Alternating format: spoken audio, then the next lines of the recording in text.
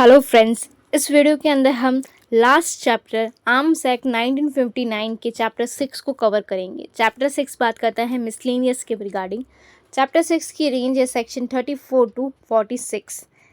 इस वीडियो में हम पूरे कंप्लीट सेक्शन को कवर करेंगे एंड इस चैप्टर को पूरी कंप्लीट कर लेंगे। सेक्शन 34 बात करता है sanction of central government for warehousing of arms. जहाँ वेयर हाउस है आर्म्स का, उसके रिगार्डिंग में सेंशन यानी परमिशन लेनी होगी सेंट्रल गवर्नमेंट की। Notwithstanding anything contained in the custom act. जो कस्टम एक्ट के अंदर, कस्टम एक्ट 1962 के अंदर, नो आर्म्स और ammunition shall be deposited in any warehouse licence under section 58 of that act. अब ये क्या लिखा है यहाँ पर, that act means custom act 1962 के एक्ट में आप नहीं कर सकते उसे, वेयर हाउस को क्या नहीं कर सकते आप, उसको डिपॉजिट नहीं कर सकते कि आर्म्स और एम्यूनिशन को। कब तक? जब तक आप क्या नहीं कर सकते, सेंट्रल गवर्नमेंट से आपने सेंशन नहीं ली हो। तो आपको पहले सेंट्रल गवर्नमेंट से सेंशन यानी परमिशन लेनी होगी। अब सेक्शन 35 बात करता है criminal responsibility of person in occupation of premises in certain cases where any arms or ammunition in respect of which any offense under this act has been or is being committed। Arms और ammunition के regarding में कोई offence हुआ है इस act में और is found in any premises, किसी प्रीमाइसेस में, व्हीकल में, और any place in the joint occupation, किसी का जॉइंट ऑक्यूपेशन है, और under the joint control of server person, जहाँ पर काफ़ी लोगों का जॉइंट कंट्रोल हो। ईच ऑफ पर्सन इन, क्या लिखा है यहाँ पर, each of person in respect of whom is reason to believe that he was aware of the existence of arms and ammunition in his premises. जब उन पर्सन को पता है, ईच ऑफ पर्सन, हर एक उस पर्सन को पता है कि हाँ उनके वेयर हाउस के अंदर, उनके प्रीमाइसेस के अंदर क्या है, पोजीशन है आर्म्स एंड एम्यूनेशन का, उनके नॉलेज में है ये बात, या प्रीमाइसेस में हो गया, व्हीकल या other place, unless he is contrary to prove, जब तक वो प्रूव नहीं कर देते, बी लाइबल, किसके लिए लाइबल हो गए, the offence of same manner as he has been or is been committed by him alone. ऐसा माना जाएगा कि वो उस पर्सन के द्वारा ही वो ऑफेंस कमिट किया गया, जो क्रिमिनल रिस्पॉन्सिबिलिटी थी उनकी क्या थी, उसमें क्रिमिनल रिस्पॉन्सिबिलिटी अराइज हो जाती है। अब हम सेक्शन 36 की बात करते हैं। सेक्शन 36 बात करता है information to be given regarding certain offences. आपको क्या देनी होगी, इन्फॉर्मेशन देनी होगी। Every person aware of commission of any offence under this act in the absence of reasonable excuse the burden of proof which shall lie upon such a person give information of the same to officer in charge of nearest police station or the magistrate having jurisdiction। आपके knowledge में कोई offence हो रहा है इस act के under, ठीक है, आपको ये एक्सक्यूज़ नहीं दिया जाएगा कि भाई आप बर्डन नहीं है आप पर क्या हो जाता है, ये लाइबिलिटी इम्पोज कर दी गई है कि आपको वो इन्फॉर्मेशन नियरेस्ट पुलिस स्टेशन को देनी होगी और मजिस्ट्रेट को देनी होगी जिनके पास क्या हो, जुरिडिक्शन हो, और मजिस्ट्रेट को आपको ये इन्फॉर्मेशन प्रोवाइड करवानी होगी। अब नेक्स्ट बात करता है sub section 2, every person employed or working upon any railway, aircraft, vessel, vehicle or any other means of conveying shall in the absence of reasonable excuse। आप ये reasonable excuse लेने के छोड़ के क्या आपके पास burden है of proving that he shall lie upon such person give information to the officer in charge of nearest police station regarding any box, किसी बॉक्स, कोई सस्पेक्टेड बॉक्स लग रहा है आपको, उस बॉक्स के रिगार्डिंग पैकेज और bear in transit which he may have reason to suspect containing arms and ammunition in respect of which offence under this act has been और बीइंग कमिटेड। तो यहाँ पर किस पे लाइबिलिटी इम्पोज कर दी, sub section 2 के अंदर लाइबिलिटी इम्पोज कर दी है जो एम्प्लॉयड है, वर्क कर रहा है रेलवे, एयरक्राफ्ट और वेसल, ठीक है। और सब सेक्शन 1 के अंदर हमको किस पे लाइबिलिटी इम्पोज कर दी है कि एवरी पर्सन, यहाँ पर सारे पर्सन कवर कर रहे हैं, और सब सेक्शन 2 के अंदर जो एम्प्लॉयड और वर्क कर रहे हैं एयरक्राफ्ट में, रेलवे के अंदर, उन पे लाइबिलिटी इम्पोज की गई कि आपको क्या करना होगा, आपको इन्फॉर्मेशन देनी होगी नियरेस्ट पुलिस स्टेशन को और मजिस्ट्रेट को, ठीक है। अब यहाँ देखिए जो सबसेक्शन सेकंड था, यहाँ पर सिर्फ और सिर्फ इन्फॉर्मेशन किसको देने की बात कही गई है, सिर्फ और सिर्फ नियरेस्ट पुलिस स्टेशन के ऑफिसर इंचार्ज को इन्फॉर्मेशन देने की बात करी है। यहाँ पे मजिस्ट्रेट का कोई रोल नहीं है, पर सबसेक्शन 1 के अंदर मजिस्ट्रेट का रोल है, तो ये इंपॉर्टेंट हो जाता है इनमें डिफ्रेंशिएट करने के लिए। अब हम बात करते हैं सेक्शन 37 की। सेक्शन 37 बात करता है अरेस्ट एंड सर्च के regarding. Save as otherwise provided in this act, all arrest and search made under this act or any rules made thereupon shall be carried out in accordance with the CRPC। जिस तरह से CRPC में arrest और search किया जाता है, same वो ही यहाँ पर भी कवर होगा। ठीक है। अब सब सेक्शन बी बात करता है any person arrested or any arms and ammunition seized under this act by a person not being a magistrate or police officer shall be delivered without delay to officer in charge of nearest police station and that officer shall। ये कह रहा है कि जो person क्या magistrate नहीं है, police officer नहीं है, उस पर्सन के द्वारा क्या किया गया है, अरेस्ट किया गया है या आर्म्स और एम्यूनेशन को सीज किया गया है, तो वो बिना किसी देरी के वो नियरेस्ट पुलिस ऑफिसर को क्या करे, डिपॉजिट करा देगा वो। और वो पुलिस ऑफिसर क्या करेगा, that officer shall either release that person on his executing a bond with और without security to appear before magistrate. उसके लिए क्या कर सकते हैं पुलिस ऑफिसर कि उस पर्सन के लिए बॉन्ड एग्जीक्यूट कर सकते हैं विद और विदाउट सिक्योरिटी, कि आपका बिफोर मजिस्ट्रेट के सामने, बिना क्या मजिस्ट्रेट के सामने आपको आना होगा। And keep the thing seized in the custody till the appearance of that person before the magistrate. और आपको अपनी कस्टडी में वो क्या रखना होगा, जो सामान है आर्म्स एंड एम्यूनेशन को अपने पास रखना होगा जब तक कि वो मजिस्ट्रेट के सामने वो पर्सन अपेयर नहीं हो जाता। अब सेकंड पॉइंट बात करता है should that person fail to execute a bond and to furnish if so required sufficient security produce that person to whose things without produce that person and those thing without delay before the magistrate. अगर वो fail हो जाता है execute करने के लिए bond और and furnish करता है और वो सफिशिएंट सिक्योरिटी देता है क्या करने के लिए, कि वो प्रोड्यूस होगा या जो थिंग है बिना किसी देरी के मजिस्ट्रेट के सामने। ठीक है। अब हम सेक्शन 38 के बारे में बात करते हैं। सेक्शन 38 बात करता है ऑफेंसेस टू बी कॉग्निजेबल, कि जो ऑफेंसेस है इस एक्ट में, every offence under this act shall B cognizable. क्या होंगे ये सारे की कॉग्निजेबल होंगे, और ये कॉग्निजेबल की डेफिनेशन हम हमेशा CRPC में पढ़ते आए हैं। अब सेक्शन 39 बात करता है previous sanction of a district magistrate necessary in certain cases. कुछ केसेस के अंदर हमको डिस्ट्रिक्ट मजिस्ट्रेट की परमिशन लेनी ज़रूरी है। No prosecution shall be instituted against any person in respect of any offence of under section 3। Important आ गया, सेक्शन 3 के अंदर आप कोई इंस्टीट्यूट कर रहे हो कोई ऑफेंस, ठीक है, प्रोसिक्यूशन कर रहे हो किसी ऑफेंस को इंस्टीट्यूट कर रहे हो, ठीक है, तो उससे पहले आपको क्या करना होगा, प्रीवियस सेंशन लेना होगा डिस्ट्रिक्ट मजिस्ट्रेट से, तभी आप सेक्शन 3 के अंदर क्या कर सकते हो, इंस्टीट्यूट कर सकते हो, अदरवाइज आप नहीं कर सकते। सेक्शन 40 बात करता है protection to the action taken in good faith. अगर आप गुड फेथ में कोई एक्ट करते हो तो वो क्या है, उसके रिगार्डिंग आपको प्रोटेक्शन दी जाती है, उसके रिगार्डिंग आपके ऊपर कोई सूट, प्रोसिक्यूशन या अदर लीगल प्रोसीडिंग नहीं इम्पोज की जाएगी against any person for anything which is in good faith done or intended to be done under this act. आपने इस एक्ट के अंदर क्या है, गुड फेथ के थ्रू किया है, तो आप पे ना कोई सूट इम्पोज होगा, ना कोई प्रोसिक्यूशन होगा, ना कोई अदर लीगल प्रोसीडिंग आप पे इम्पोज की जाएगी। अब सेक्शन 41 बात करता है पावर टू एग्जेम्प्ट के रिगार्डिंग सेक्शन 41 बात करता है where central government is of an opinion that it is necessary or expedient to the public interest so to do it may by notification official gazette and subject to such condition if any as it may specify in the notification. क्या कर सकते हैं central government, क्या करते हैं, उनको necessary लग रहा है किसकी बिहाफ में, पब्लिक इंटरेस्ट के बिहाफ में, तो वो एग्जेम्प्ट कर सकते हैं।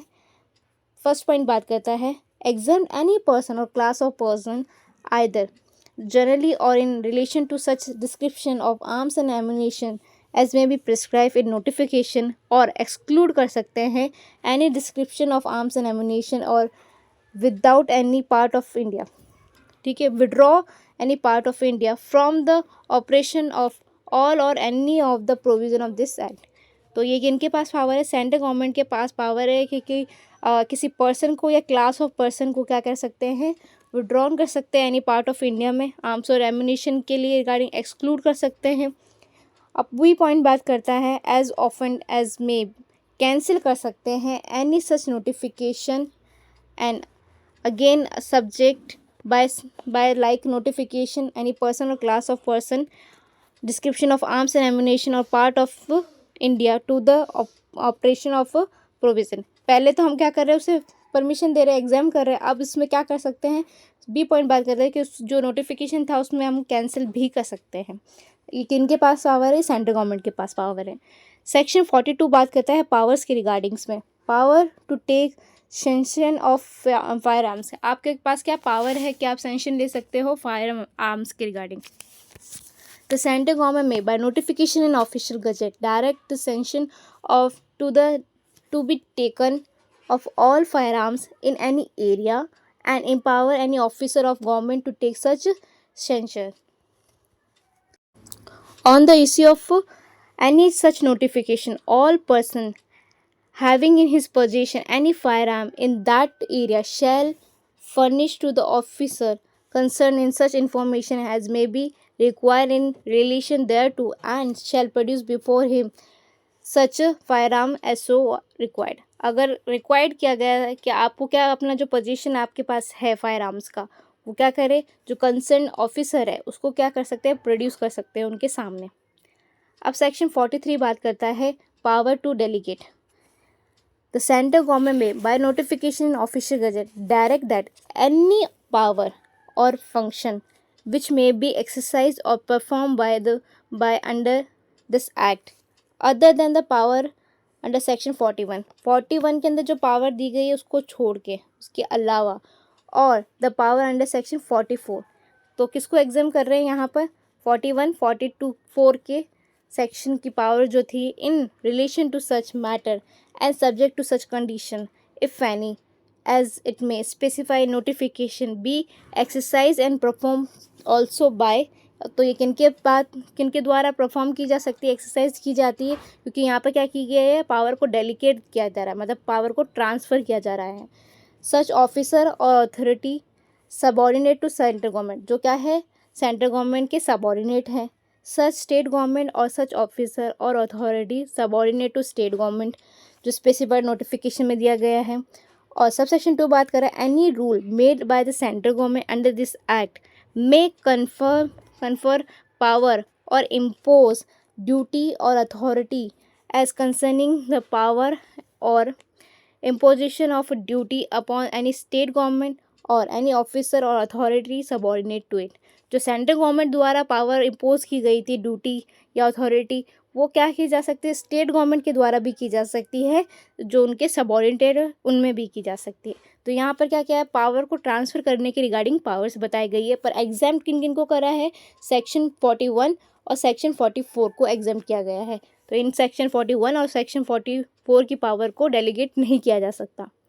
अब हम सेक्शन 44 की बात करते हैं, power to make rules. The central government may by notification official gazette make rule for carrying out the purpose of this act. तो पावर किसके पास है? रूल्स मेकिंग की। रूल मेकिंग पावर है सेंट्रल गवर्नमेंट के पास।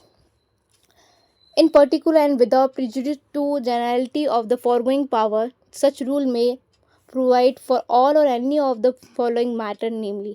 तो ये जितने भी पॉइंट्स हैं उसमें क्या बताई गई है? पावर्स बताई गई है सेंट्रल गवर्नमेंट की, जो बात करता है एम तक।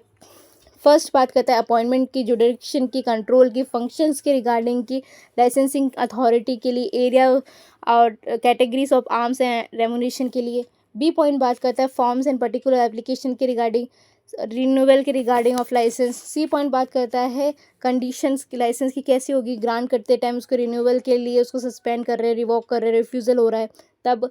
और no period has been specify in this act, जिस टाइम पे कोई पीरियड स्पेसिफाइड नहीं किया लाइसेंस के रिगार्डिंग में कि वो कब तक फोर्स में रहेगा, उसके लिए भी रूल्स कौन बना सकती है? सेंट्रल गवर्नमेंट रूल्स बना सकती है। फ़ीस के रिगार्डिंग सेंट्रल गवर्नमेंट रूल्स बना सकती है। रिन्यूअल के रिगार्डिंग क्या फ़ीस लगेगी, उसके मैनर पे कैसे होगा, वो सब सेंट्रल गवर्नमेंट कर सकती है। एफ पॉइंट बात करता है the manner in which the makers name, manufacture name और अदर आइडेंटिफिकेशन मार्क जो आर्म्स और एमुनेशन में स्टैम्प की जाएगी उसके रिगार्डिंग। और इसका एक्सप्लेनेशन कहता है for the purpose of this course tracking means systematic tracking of arms and ammunition from manufacturer to purchaser for the purpose of detecting, investigating and analyzing illicit manufacture and illicit trafficking। आप क्या करें, क्या कर सकते हैं, track कर सकते हो। जैसे फॉर एग्जांपल कोई मार्क है, ठीक है, उसमें आपने कोई नंबर इम्पोज किया है तो मैन्युफैक्चर कोड है, तो उससे आप क्या कर रहे हो, उसको ट्रैक कर सकते हो। जी पॉइंट बात करता है प्रोसीजर के रिगार्डिंग, उसके टेस्ट ऑफ प्रूफ, ठीक है। और एच पॉइंट बात करता है fire arms that may be use for training, age limit के बारे में, उस कंडीशन क्या होगी जो पर्सन यूज़ कर रहा है। आई पॉइंट बात कर रहा है अपील्स के रिगार्डिंग में जो प्रेफर की गई है अंडर सेक्शन 18 के अंदर, और फीस क्या होगी अपील्स के और रिफंड सच फीस के रिगार्डिंग। जे पॉइंट बात कर रहा है maintenance of records licence other than जो सेक्शन 3 के अंदर 4 के अंदर फॉर्म्स है मेड किए गए, उसको रिकॉर्ड किए गए हैं। जो earning police officer by the government, जो गवर्नमेंट ने इम्पोज किया गया है, एम्पावर्ड है गवर्नमेंट के द्वारा, उनके मेंटेनेंस ऑफ रिकॉर्ड्स अकाउंट्स के बारे में बात करता है जे पॉइंट। के पॉइंट बात करता है एंट्री एंड इंस्पेक्शन, किसके regarding, entry inspection by police officer और जो गवर्नमेंट के द्वारा एम्पावर्ड है, ठीक है, जो कहाँ पर कर सकते हैं, मैन्युफैक्चरर के या डीलर के जो जिनके पास आर्म और एमुनिशंस हैं। एल पॉइंट बात करता है कोई कंडीशन, ठीक है, आर्म्स और एमुनिशन की may be deposit in licence dealer unit armoury में, जो सब सेक्शन 1 ऑफ सेक्शन 21 के बारे में बात कर रहे हैं, उसके पीरियड एक्सपायर हो जाता है तो डिपॉजिट किनको किया जाएगा, मे बी फॉरफिटेड। और any other matter which may be, ठीक है, जो कि इम्पोज कर सकती है सेंट्रल गवर्नमेंट। अब इसका सब सेक्शन 3 कह रहा है कि every rule made under this act shall be laid as soon as may after the made before the house of parliament. आपको किसके अंदर, हाउस ऑफ पार्लियामेंट के पास में ये रूल लाना होगा। कितना पीरियड दिया गया है, पीरियड ऑफ 30 डे, 30 दिन के अंदर, ठीक है। अब हम बात करते हैं सेक्शन 45 की। सेक्शन 45 बात करता है act not to apply in certain cases. तो इंपॉर्टेंट सेक्शन हो गया, किस एक्ट पे ये अप्लाई नहीं होगा। Nothing in this act shall apply to arms और ammunition on board any sea-going vessel or any aircraft or forming part of the ordinary armament and equipment of such vessel or vehicle or aircraft। किन किन जगह पे ये arms act apply नहीं होगा। Or acquisition of possession carrying or manufacture repair conversion test proof sale transfer import export transport of arms and ammunition by or on under the order of central government, central government के द्वारा, by the public servant in the course of duty of such servant, any member of national cadet corps, जो NCC के cadet होते हैं, raise and maintain under the national cadet corps act के अंदर, और any officer जो enrol किए गए हैं टेरिटरी आर्म्स राइज किया गया maintain under the territory arms act के अंदर, और any member of any officer rise and maintain under herein rise and maintain under the act of centre act के बाद सेंटर एक्ट के द्वारा हुआ है, और any member other force of central government जो नोटिफाई ऑफिशियल गजट में specified किया गया है, उनकी ड्यूटी, उनके सच मेंबर ऑफिसर और इनरोल्ड हो चुके हैं जो पर्सन। एनी वेपन, ठीक है, कोई वेपन जो पैटर्न किया है एंटीक्विक वैल्यू है, जिसकी डिसअपेयर हुए, which is not capable of being use as arm firearms either with और विदाउट रिपेयर, जिसे रिपेयर करने के बाद और रिपेयर करने के बिना भी क्या यूज़ नहीं किया जा सकता as a weapon. D point बात करता है acquisition possession or carrying by a person of a minor part or arms and ammunition which is not intended to be use along with the complementary parts acquired possess by that or any other person. आप उसका minor arms and ammunition का आप क्या minor part को use कर रहे हो, जो कि यूज़ नहीं, इंटेंट नहीं है, यूज़ नहीं किया जाएगा कि acquired position of any other person के लिए। तो इन सब चीज़ों पे क्या नहीं लगेगा, आर्म्स एक्ट नहीं लगेगा। अब सेक्शन 46 बात करता है रिपील के रिगार्डिंग। तो मैंने जब इसकी हिस्ट्री आपको पढ़ाई थी तो मैंने यही बोला था कि जो आर्म्स एक्ट 1959 कैसे आया, ये किसको रिपील करके आया, तो ये रिपील करके आया था आर्म्स एक्ट 1878 को रिपील करके आया था। तो मैंने हिस्ट्री के अंदर बताया था कि ये 1878 का एक्ट कैसे आया, वो आप हिस्ट्री की वीडियो में वापस देख सकते हैं। तो ये यहाँ पर यही बता रहा है 46 सेक्शन हमें कि हमने रिपील करा है एक्ट नंबर 11 ऑफ 1878 को। The Indian arms act 1878 is hereby repealed. उसे क्या कर दिया गया है, रिपील कर दिया है। सब सेक्शन 2 कहता है notwithstanding the repeal of the arms act 1878 and without prejudice to the provision of section 6 to 24 of a General Clause Act 1897, every license grant renewal under the first mentioned act and the force immediately before the commencement of this act shall, unless soon revoked, continue in force after the commencement of the unexpired portion of the period for which it has been granted or renewable. तो यहाँ पर बात हमें कर दी है repeal के regarding में section 46 के अंदर। सो मैंने आपको पूरा कंप्लीट आर्म्स एक्ट 1959 को कवर करा दिया है। अब हम न्यू एक्ट स्टार्ट करेंगे। Thank you so much.